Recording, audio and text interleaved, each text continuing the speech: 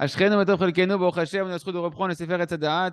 Et on continue dans le chapitre que l'obscurité précède la lumière. Et le Rav nous enseigne que Mamash, c'est nécessaire avant tout de comprendre que c'est comme ça que ça fonctionne. Que tu ne peux pas atteindre la lumière sans traverser d'abord la phase de l'obscurité où là-bas tu vas travailler ta émouna. Lorsqu'une personne elle traverse des brisures, que ça ne va pas comme on voudrait, Ken, c'est le moment où on doit se réveiller, à travailler sa émouna et à se poser la question au fond de soi, qu'est-ce qui se passe en ce moment? Peut-être qu'en fait, c'est parce que j'ai oublié Akadosh Baruch Hu. Peut-être que ce qui m'arrive, que ça ne va pas comme je voudrais, c'est parce qu'au fond de moi, quelque part, je me suis dit que je pouvais m'arranger sans lui. Peut-être que je suis tombé dans l'orgueil et qu'au final, eh ben, je suis coupable de ce qui m'arrive parce que j'ai abandonné Akadosh Baruch Hu par mon orgueil. À quoi ça ressemble? Ça ressemble à quelqu'un qui maintenant est dans une chambre obscure et il est conscient, il sait que c'est sûr que pour sortir de l'obscurité, il a besoin de lumière, il voit pas, il sait pas où est-ce qu'il est, etc. Pareil, c'est Autodavar quand on traverse une obscurité spirituelle. La Neshama, elle comprend qu'elle a besoin d'Hachem. Elle comprend qu'elle a besoin de lumière. La lumière, c'est Hachem. La Neshama a un programme que quand elle est dans l'obscurité, il y a un programme qui lui dit tu as besoin de lumière, tu as besoin d'Hachem. Et si un homme, il cherche Hachem dans son obscurité, et c'est ça tout le but de l'obscurité, qui revient à la Emouna, pendant la phase de l'obscurité, que tout ce qui lui arrive en réalité, ça vient de la providence d'Akadosh Baruch Hu, que c'est la volonté d'Akadosh Baruch Hu, que c'est pour son bien, alors l'obscurité, elle s'en va. Parce que Hachem, c'est la lumière. La Emouna, c'est Hachem. Hachem, c'est la lumière. De la même manière que quand tu as une lumière, l'obscurité, elle s'en va. Au tout d'avoir. L'obscurité spirituelle n'a pas de réalité en soi. C'est juste une absence de lumière, c'est une absence de conscience d'Hachem ici dans la situation. Et c'est ça que nous dit le prophète Yeshaya, chapitre 9. Voilà que le peuple qui marchait dans l'obscurité, ils ont vu une grande lumière. C'est quoi ce verset?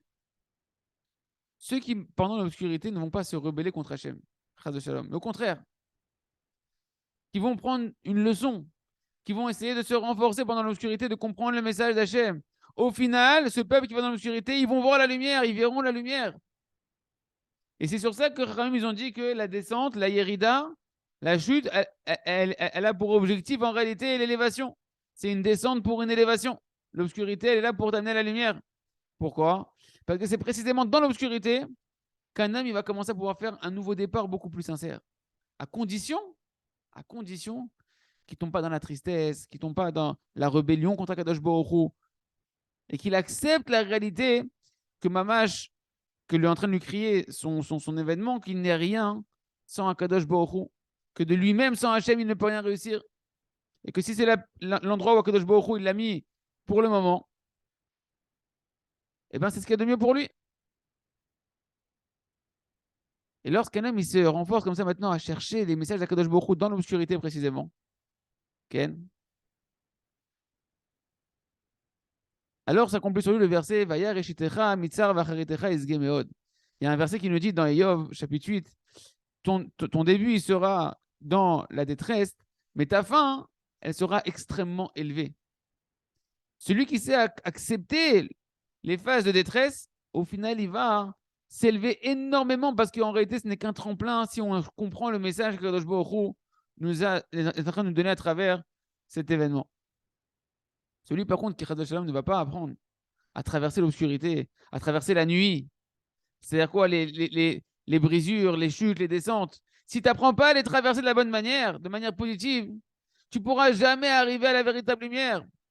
Parce que tout le but de la descente, c'est que par cette descente-là, tu vas apprendre un message que Kadosh Baruch Hu, il veut te donner. Que tu apprennes que tu cherches où tu en es au niveau de ta émouna, de comprendre quelle indication Hachem te donne par rapport à ta émouna, que tu te réveilles à faire tes chouvas.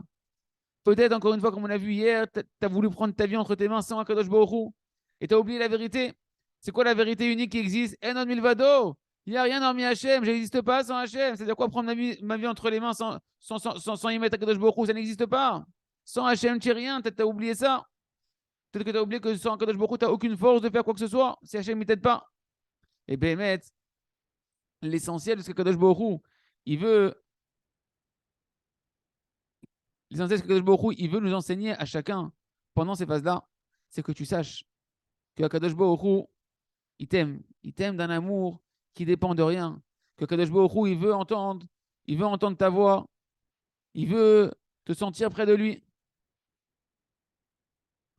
Et maintenant, ton orgueil, elle t'a éloigné d'Akadosh Baruch Hu. Et Hachem, il se languit d'entendre ta voix. C'est ça que tu dois comprendre dans la phase d'obscurité. Que ton orgueil que tu as pu avoir à un moment donné, elle t'a éloigné d'Akadosh Baruch Hu. Et lui, il t'appelle de nouveau, Hachem. Il veut entendre de nouveau ta voix. Il te met dans une phase d'obscurité pour que tu le cherches, pour que tu lui parles. Mais celui que pendant Chaz Shalom, la descente, il continue à se rebeller contre Kadosh Baruch Hu, qu'il en veut à Hachem, qu'il s'en veut à lui-même, etc., qui n'accepte pas le message que Kadosh Baruch Hu, il veut lui envoyer à travers ce qu'il est en train de traverser. Rappelez-vous que c'est toujours des lettres d'amour d'Hachem qu'on reçoit. Et lui, il ne veut pas décrypter l'amour d'Hachem ici. Alors pour lui, la descente, les amis, c'est une véritable descente aux enfers. C'est une véritable descente. Il fait que descendre et il dégringole, il dégringole, il dégringole. Parce que ce que Rachamim, ils ont dit que la chute, la descente, elle a pour le but en réalité l'élévation, c'est uniquement à partir du moment où l'homme, chacun d'entre nous, que toi, tu vas chercher maintenant à comprendre ce qu'Hachem il veut dans la descente. Comment cette descente, Hachem veut la transformer en un tremplin. En réalité, cette descente-là, elle est juste là pour me rappeler que me réduire mon orgueil, m'enlever mon orgueil, me ramener dans le chemin de la Emouna. Mais celui qui ne se réveille pas de la Emouna à travers sa descente, alors il continue à couler avec sa descente. Il descend vraiment vers le bas, il n'y a pas d'élévation jusqu'à ce qu'il se réveille.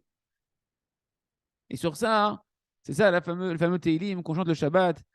Les Hagid Baboker Chazdecha, Vemunatra Balelot, raconter à Kadosh Baruch Hu durant les matins ta bonté et raconter ta Emouna, la foi qu'on a en toi, Hachem, durant les nuits.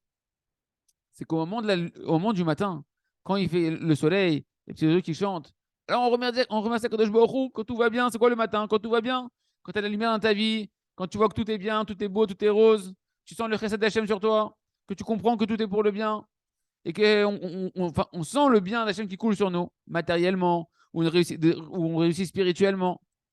Alors c'est facile pour nous, Ken, de voir Akadosh Baruch Hu et de le louer. C'est le matin, tout est beau, on voit tout le monde, on comprend tout. Et donc on remercie Akadosh Baruch Hu sur ses chassadim, sur ses bontés dans la journée. Les Hagid Babo Kechasdecha. Mais lorsqu'elle arrive la nuit, et c'est ça tout le grand travail, les amis, la nuit, c'est les moments d'étroitesse, d'obscurité, d'embûches, de chute, de dégringolade.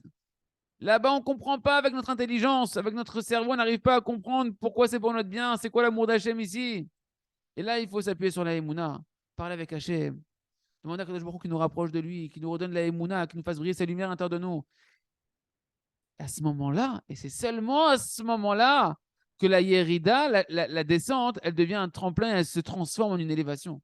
Parce qu'un homme, depuis sa descente, il commence à servir à Kadosh Baruch Hu avec encore une goutte d'humilité plus importante que ce qu'il avait au préalable. La chute, elle t'a rajouté encore de l'humilité qui, elle, te rapproche d'Akadosh Baruch Hu et t'élève. C'est ça, Emunatra Balelot. On raconte ta foi dans les nuits à Kadosh Baruch Hu. Au moment de la nuit, de l'obscurité, qu'un homme traverse dans sa vie, c'est le moment de chercher le message de Emunat d'Akadosh Baruch Hu.